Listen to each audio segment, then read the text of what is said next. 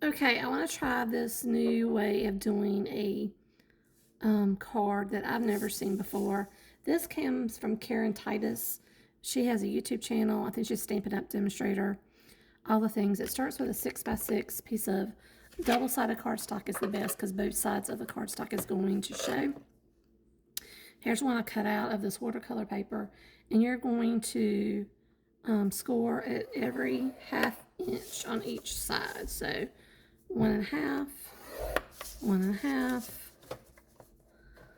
1.5, and then 1.5. Okay. I know it's kind of hard to see on this paper, so I went ahead and folded this just a little bit. You're going to take away all 4 of the squared ends now. I am doing this with my trimmer just because if you've been around me for a while now, you know I don't cut straight. So I do try to use my trimmer for these types of things that I feel like I need to be sort of precise on, if that makes sense. Now this is going to leave this inside being about 3 inches long. So on each of these flaps, I'm going to go in 1.5.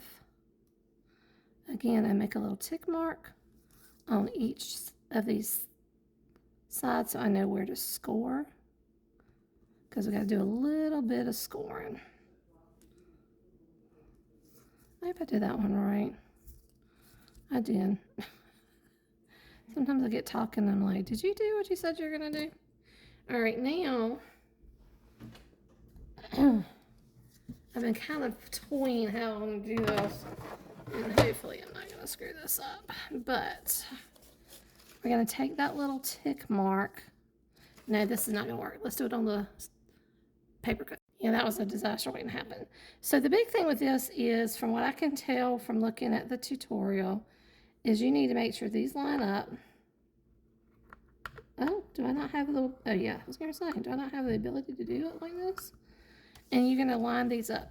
And make sure you do it on each same section, if that makes any sense. I don't know if that makes sense.